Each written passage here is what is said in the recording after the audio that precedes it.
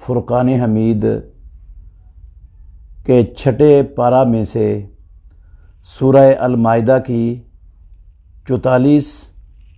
45 اور 47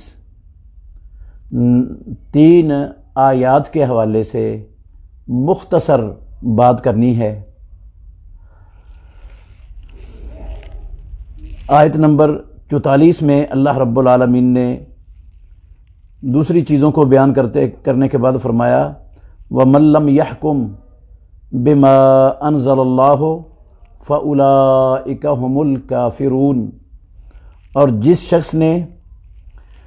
اللہ رب العالمین کے نازل کردہ کو نافذ نہ کیا اور اس کے مطابق فیصلے نہ کیے جو اللہ رب العالمین نے شریعت نازل کی ہے اپنے بندوں کے لیے، بس ایسے لوگ کافر ہیں۔ اور 45 نمبر آیت میں بھی یہ لفظ ہیں وَمَن لَّمْ يَحْكُمْ بِمَا أَنزَلَ اللَّهُ فَأُولَٰئِكَ هُمُ الظَّالِمُونَ، اور جس نے ما انزل اللہ کو، شریعت ربانی کو نازل نہیں کیا، نافذ نہیں کیا، اور اس اللہ رب العالمین کی اتاری ہوئی شریعت کے مطابق اللہ کے بندوں میں فیصلے نہیں کیے، اللہ نے کہا فَأُولَٰئِكَ هُمُ الظَّالِمُونَ، یہ لوگ ظالم ہیں۔ 47 نمبر آیت میں فرمایا وَمَن لَّمْ يَحْكُمْ بِمَا أَنزَلَ اللَّهُ، اور جس نے فیصلہ نہ کیا، جس نے نافذ نہ کیا اللہ رب العالمین کی شریعت کو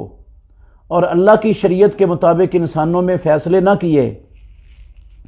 فَأُولَٰئِكَ هُمُ الْفَاسِقُونَ، پس یہ لوگ فاسق ہیں۔ یہ آیات، ان آیات کو میں نے اس لیے منتخب کیا ہے آج کی گفتگو میں کہ ہمارے معاشرے میں، مسلمان معاشرے میں کئی لوگ ایسے موجود ہیں جو اپنے آپ کو نفاذ شریعت کے ٹھیکیدار سمجھتے ہیں اور شریعت کے بڑے وہ سگے اپنے آپ کو قرار دیتے ہیں، لیکن ان آیات کی غلط تعویل اور غلط تفسیر کر کے عوام الناس کو بھی دھوکہ دیتے ہیں، نوجوانوں کو بھی دھوکہ دیتے ہیں، اور کلمہ پڑھنے والے مسلمان حکام ان کی تکفیر کرتے ہیں، ان کو کافر قرار دیتے ہیں، کہتے ہیں دیکھیں مسلمان ملکوں میں مسلمان حکمرانوں نے، مسلمان حکومتوں نے وضعی قوانین تو نافذ کیے ہوئے ہیں، یہ جمہوریت وضعی قانون ہے، یہ انگریزوں کے قوانین مسلمان ملکوں کے اندر چل رہے ہیں، جبکہ اللہ رب العالمین کی شریعت وہ دنیا میں موجود ہے، محفوظ ہے، قرآن مجید کی شکل میں، محمد الرسول اللہ صلی اللہ علیہ وسلم کی سنت اور حدیث کی شکل میں محفوظ بھی ہے، موجود بھی ہے۔ اس کو نافذ کرنے کی بجائے انہوں نے انسانوں کے بنائے ہوئے وضعی قوانین کو نافذ کیا ہوا ہے، لہٰذا یہ تمام حکام کافر ہیں۔ تو جب یہ کافر ہیں تو مسلمان نہیں ہیں، تو ان کے خلاف تلوار اٹھانا، ان کے خلاف لڑنا، ان کے خلاف خروج کرنا یہ مسلمانوں پر ضروری ہے۔ وہ اسی بنیاد پر پہلے ان کو کافر قرار دے کر اور پھر ان آیات سے استدلال کر کے نوجوانوں کو دھوکہ دے کر پھر انہوں نے مسلمان حکومتوں کے خلاف خروج کیا۔ مصر میں بھی ہوا ایسا، اور بھی عرب خطوں میں ہوا، پاکستان میں بھی ہوا، افغانستان میں بھی ہوا، اور بھی کئی علاقوں کے اندر، کئی دنیا کے ملکوں میں یہ ایسا عمل، شام کے اندر ہوا، بہت سے ملکوں میں ہوا، جس کا نتیجہ ساری دنیا کے سامنے ہے کہ اسلام کا نقصان کیا گیا، مسلمانوں کا نقصان کیا گیا، اسلام کو مسخ کیا گیا، اور اللہ کے دشمنوں کو، اسلام کے دشمنوں کو، مسلمانوں کے دشمنوں کو ہر طرح ان کے مفادات کا تحفظ کیا گیا اور ان کو فائدہ پہنچایا گیا ایسے لوگوں کے ذریعے جنہوں نے یہ راہ اختیار کیا کہ انہوں نے نوجوان نسل کو برگشتہ کیا، انہیں کہا کہ یہ تو کافر ہیں، ان کی اطاعت تو ہم پر فرض نہیں ہے، انہوں نے تو نفاذ شریعت نہیں کیا ہوا۔ ٹھیک ہے، اس میں کوئی شک نہیں ہے کہ قرآن مجید کی یہ آیتیں ہیں اولئک هم الکافرون، لیکن یہ آیت بھی تو موجود ہے نا، اولئک هم الظالمون، اللہ نے ان کو ظالم بھی کہا ہے، اولئک هم الفاسقون، اللہ نے ان کو فاسق بھی کہا ہے۔ پہلا دھوکہ یہ دیا گیا کہ یہ ظالم اور فاسق والے حکم کو فراموش کر دیا گیا، صرف ایک آیت کو لے کر وَمَن لَّمْ يَحْكُم بِمَا أَنزَلَ اللَّهُ فَأُولَئِكَ هُمُ الْكَافِرُونَ کہہ کر ان پر کفر کا فتویٰ لگا دیا اور ان کو کافر اور دارا اسلام سے خارج قرار دے دیا۔ حالانکہ یہ جو آیات ہیں تینوں کی تینوں یہ اہل کتاب کے متعلق اللہ رب العالمین نے نازل فرمائی ہیں، اور اہل کتاب کے جو یہودی تھے بنی اسرائیل کے، وہ اللہ رب العالمین نے جو شریعت نازل فرمائی تھی تورات کی شکل میں، انجیل کی شکل میں، اور اللہ نے بھیجے تھے موسیٰ علیہ الصلوۃ والسلام، اور موسیٰ علیہ الصلوۃ والسلام کے بعد عیسیٰ علیہ الصلوۃ والسلام تک بہت سے پیغمبر بنی اسرائیل کے اندر اللہ رب العالمین نے مبعوث فرمائے، اور عیسیٰ علیہ الصلوۃ والسلام کو بھی تورات کی شریعت کی، وہ یہ سب کے سب تورات کی شریعت کو جو ہے نا وہ لوگوں تک پہنچانے والے تھے، اور عیسیٰ علیہ الصلوۃ والسلام کو بھی اسی شریعت کی تبلیغ کا حکم دیا گیا، اور یہ انجیل بھی اسی تورات کا حصہ بنایا گیا۔ تو یہودیوں نے اللہ رب العالمین کے نازل کردہ حکموں کا انکار کر دیا تھا، انکار، انہوں نے ان کو مسخ کیا، تحریف کی اور انکار کر دیا، اور انکار کرنے کے بعد انہوں نے اللہ کے حکموں سے انکار کیا اور انسانوں کے بنائے ہوئے قوانین نافذ کر دیے۔ صحیح بخاری شریف کے اندر حدیث ہے، موجود ہے کہ دو یہودی رسول اللہ صلی اللہ علیہ وسلم کے پاس لائے گئے جنہوں نے بدکاری کا ارتکاب کیا تھا۔ اللہ نے امام الانبیاء محمد الرسول اللہ صلی اللہ علیہ وسلم کو حکم دیا تھا کہ آپ کے پاس اہل کتاب بھی آئیں، تو آپ نے اہل کتاب کے متعلق بھی اللہ رب العالمین کے شریعت کے مطابق، اللہ کے دین کے مطابق ان کا فیصلہ کرنا ہے۔ بدکاری کے وہ مرتکب تھے، شادی شدہ تھے، شریعت اسلامیہ میں، اللہ کی شریعت میں، اللہ کے دین میں جو اللہ نے محمد الرسول اللہ صلی اللہ علیہ وسلم پر نازل کیا، ایسے بدکاری کے مرتکبین کی سزا سنگساری ہے، رجم ہے۔ تو رسول مکرم صلی اللہ علیہ وسلم نے ان کو رجم کرنے کا حکم دیا۔ انہوں نے کہا ہماری کتاب میں رجم نہیں ہے، جبکہ تورات کے اندر بھی رجم کی آیت اور رجم کا حکم موجود تھا۔ انہوں نے اپنے عالم کو بلایا، اس عالم نے تورات کا اوپر والا حصہ بھی پڑھا، نیچے والا حصہ بھی پڑھا، اور جہاں وہ رجم والی آیت تھی اس کو چھپا دیا، اس کے اوپر ہاتھ رکھ دیا۔ عبداللہ بن سلام رضی اللہ تعالیٰ عنہ موجود تھے، انہوں نے کہا کہ بھئی رسول اللہ صلی اللہ علیہ وسلم ان سے کہیں، اس سے کہیں یہ ہاتھ اٹھائیں، تو ہاتھ اٹھایا تو نیچے وہ رجم والی آیت موجود تھی۔ انہوں نے رجم کی آیت کو مسخ کر کے، ختم کر کے، حکم یہ بنایا ہوا تھا کہ ایسے لوگوں کا منہ کالا کیا جائے گا اور ان کو لوگوں کے اندر جو ہے نا گھمایا جائے گا، بس یہ ان کی سزا ہوتی تھی۔ اللہ رب العالمین کی شریعت کا انکار کر دیا، اور انہوں نے کہا یہ ہماری شریعت کے اندر ہے ہی نہیں، جبکہ موجود تھا شریعت کے اندر۔ تو اللہ رب العالمین نے یہ ان لوگوں کے بارے میں کہا ہے وَمَن لَّمْ يَحْكُم بِمَا أَنزَلَ اللَّهُ فَأُولَئِكَ هُمُ الْكَافِرُونَ، جو انزل اللہ کا انکار کرے۔ یہ جو تفسیر میں کر رہا ہوں یہ میری تفسیر نہیں ہے،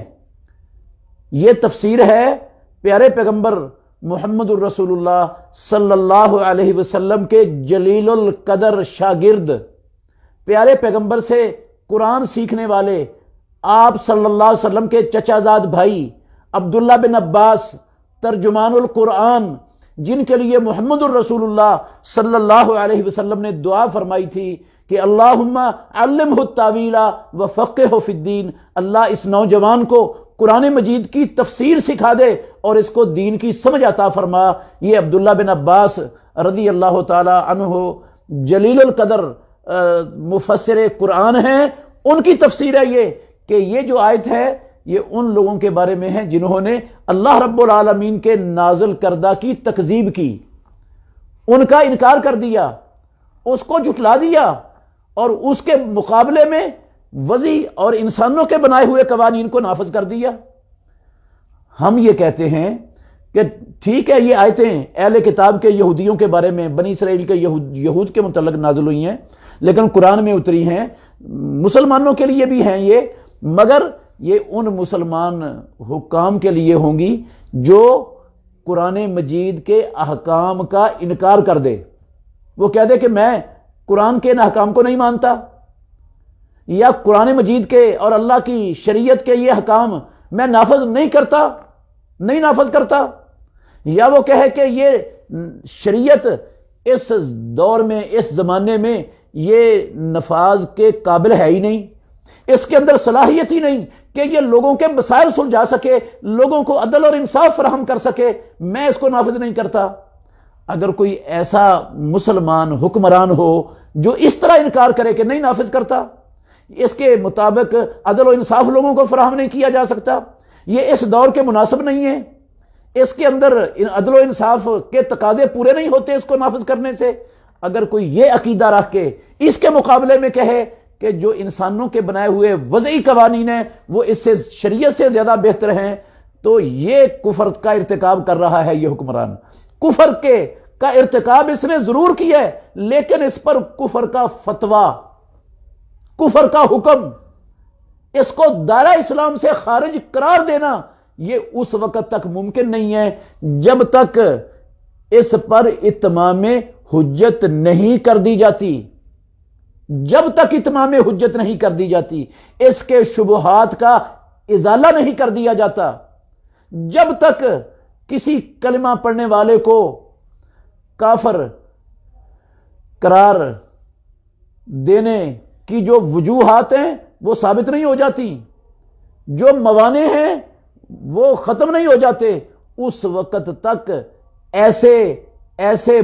کلمہ پڑھنے والے حاکم حکمران پر بھی کفر کا حکم نہیں لگایا جا سکتا، کفر کا فتویٰ نہیں لگایا جا سکتا، اس کو کافر قرار نہیں دیا جا سکتا، جب تک یہ چیزیں جو ہے نا اتمام حجت کے طور پر اس کے سامنے پوری نہیں کر دی جاتی۔ کفر کا ارتکاب کیا ہے ایسے بندے نے، لیکن کفر کا حکم لگا، کفر کا ارتکاب کرنا اور ہوتا ہے، کسی کو کافر قرار دینا، اسلام سے خارج کرنا اور اس کے خلاف خروج کرنا، یہ حکم اور ہے، یہ الگ چیز ہے، یہ دونوں ایک چیزیں نہیں ہیں۔ اور اگر ایک مسلمان حکمران ہے، وہ اللہ رب العالمین کی شریعت کے نفاذ کا انکار نہیں کرتا، وہ اس کو گھٹیا بھی نہیں سمجھتا، اس کو حقیر بھی نہیں سمجھتا، اس کو موجودہ دور کے تقاضوں کے منافی بھی نہیں سمجھتا، اور یہ سمجھتا ہے کہ نفاذ شریعت اللہ کی زمین پر اللہ کے بندوں پر فرض ہے، اور شریعت کے مطابق انسانوں کے فیصلے کرنے یہ ضروری ہیں، یہ لازم ہے، واجب ہیں، اور یہ سمجھتا ہے کہ شریعت جو ہے نا یہ دنیا کے تمام بنائے ہوئے قوانین سے سب سے زیادہ بہتر افضل طریقہ ہے دنیا میں عدل و انصاف کے قیام کا، لوگوں کے حقوق کے تحفظ کا سب سے بڑا رستہ شریعت ہے، وہ یہ سمجھتا ہے، لیکن کچھ مجبوریوں کی بنا پر وہ اس کا نفاذ نہیں کرتا، دشمن کے خوف کی بنا پر، دنیا کے عالمی گماشتوں کے پریشر کی بنا پر وہ اس کا نفاذ نہیں کرتا، یا وہ اپنے نفس کی خواہشات کی رو میں بہہ جاتا ہے، یا شیطان کے بہکاوے میں آ جاتا ہے، یا مال و دولت اس کی رغبت کی وجہ سے، مال و دولت کی رغبت کی وجہ سے وہ اس کا نفاذ نہیں کرتا۔ یہ بندہ جب یہ عقیدہ رکھتا ہے کہ یہ سچ ہے، یہ حق ہے اور یہ نافذ کرنا فرض ہے اور اس کے مطابق فیصلے کرنے ضروری ہیں، اور یہ دنیا کے سارے قوانین سے سب سے افضل اور بہتر ہے، وہ یہ عقیدہ رکھتا ہے، لیکن کچھ مجبوریوں اور کچھ چیزوں کی وجہ سے وہ شریعت کا نفاذ نہیں کرتا، شریعت کے مطابق فیصلے نہیں کرتا، اس کے مطابق فیصلہ کرنے کو لازم نہیں کرتا، تو ایسا بندہ دائرہ اسلام سے خارج نہیں ہوتا، اس کو اسلام سے خارج اور کافر قرار نہیں دیا جا سکتا، اس کا اسلام موجود ہے، باقی وہ ظالم ہے، فاسق ہے، نافرمان ہے، اللہ کا جو ہے نا وہ اللہ کے حکم کو ٹھکرانے والا ہے، نبی کی مخالفت کرنے والا ہے، مجرم ہے، گناہ گار ہے، فاسق فاجر کہہ سکتے ہیں آپ اس کو، لیکن اس پر کفر کا حکم نہیں لگایا جا سکتا، کیونکہ اس نے انکار تو کیا نہیں، وہ تو مانتا ہے۔ دلیل اس کی بہت بڑی میں آپ کے سامنے رکھتا ہوں۔ نجاشی حبشے کا بادشاہ تھا، وہ فوت ہو گیا۔ اچھا بعد میں بتاتا ہوں اس کا فوت ہونے کا۔ مسلمان تھا وہ، جب گئے تھے نا ہجرت کر کے مکہ مکرمہ سے مسلمان حبشے میں، تو اس نے مسلمانوں کو پناہ بھی دی تھی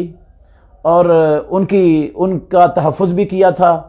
اور ان سے دعوت سن کر وہ مسلمان بھی ہو چکا تھا، لیکن اس نے اپنے اسلام کو ظاہر نہیں کیا۔ وہ ظاہر نہیں کر سکتا تھا، اگر وہ اپنے اسلام کو ظاہر کر دیتا تو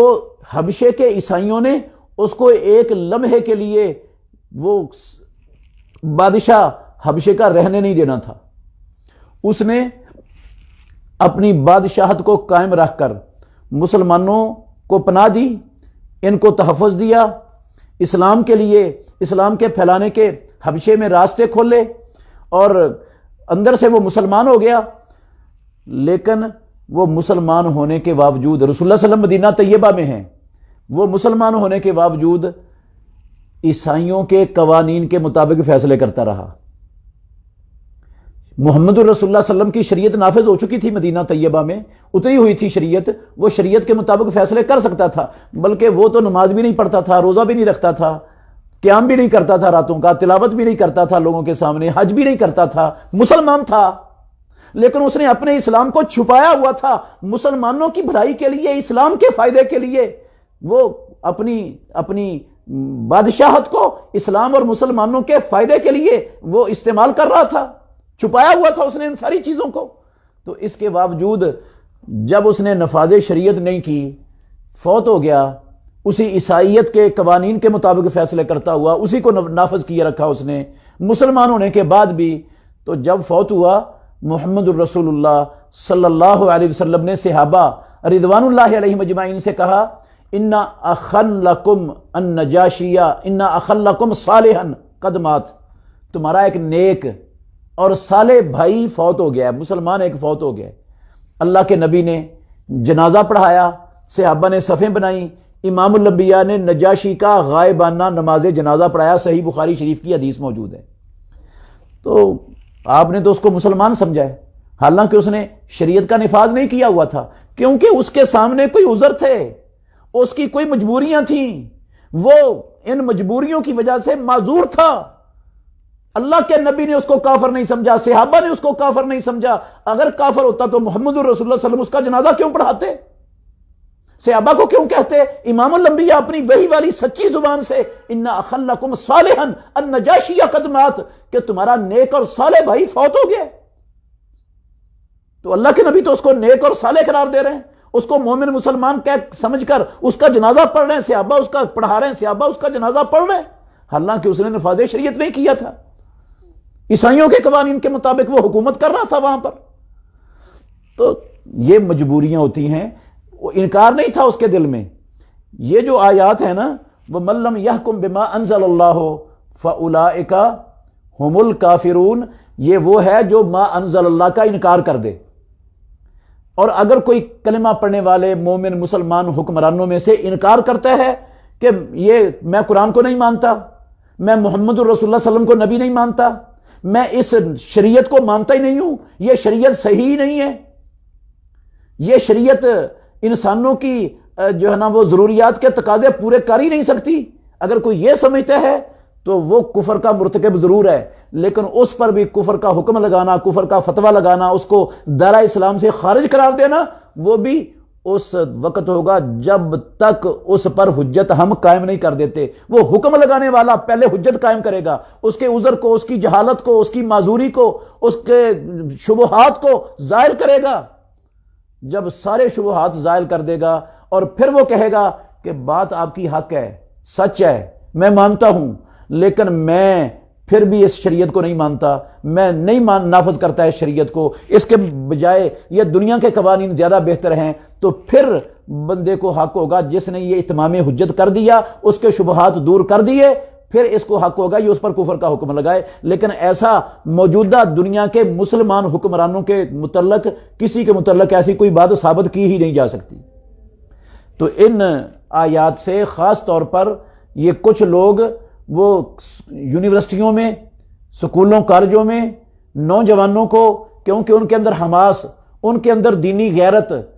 زیادہ ہوتی ہے، ان کو ٹارگٹ کرتے ہیں اور یہ آیتیں پڑھ کے دھوکہ دیتے ہیں کہ یہ تو ہر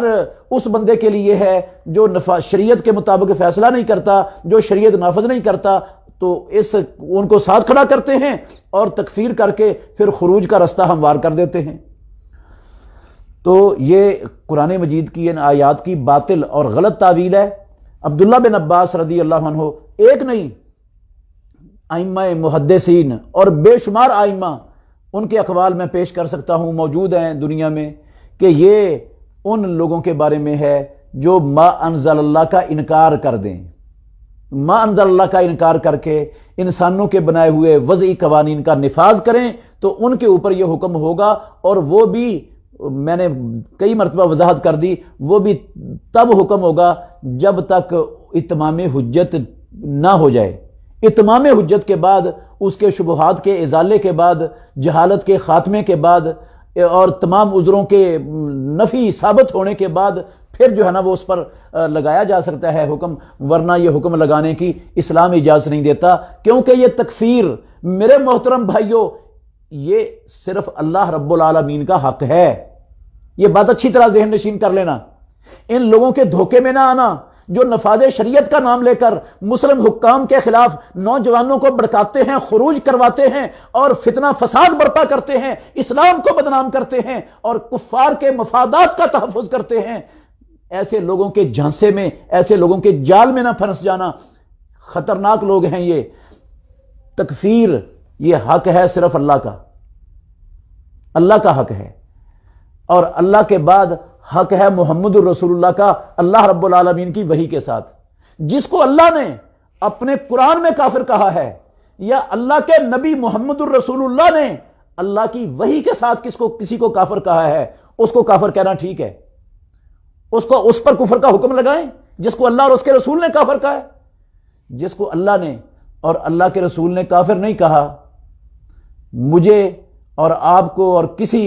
مفتی کو حق نہیں ہے کہ وہ اللہ رب العالمین کا جو حق ہے وہ خود چھین کر اپنے ہاتھ میں لے لے اور اپنے آپ کو رب بنا لے۔ رب کا حق چھیننا یہ تو اپنے آپ کو رب کے برابر قرار دینے کے مترادف ہے، اور یہ تو بڑا سنگین معاملہ ہے۔ اور پھر کسی بغیر جو ہے نا وہ علم کے، بغیر بصیرت کے، بغیر کتاب و سنت کے، اسلاف کے ذہنوں کے مطابق سمجھنے کے جب تکفیر کریں گے نا کسی کلمہ پڑھنے والے کی، تو اگر وہ کافر نہیں ہے تو یہ تکفیر کرنے والا خود کافر ہو جائے گا۔ امام الانبیاء محمد الرسول اللہ صلی اللہ علیہ وسلم کا فرمان ہے، من قال لاخیہ یا کافر فقد باء بہ احدہما، ایک کافر ضرور ہو جائے گا ان میں سے۔ تو ان آیات سے یہ استدلال کر کے کلمہ پڑھنے والے مسلم حکام پر کفر کا فتویٰ لگانا، ان کی تکفیر کرنا، یہ تحریف ہے قرآن مجید کی، یہ باطل تعویل ہے اس کی۔ ان باطل تعویل کرنے والے، جاہل اور تحریف کرنے والے قرآن کی، ان کے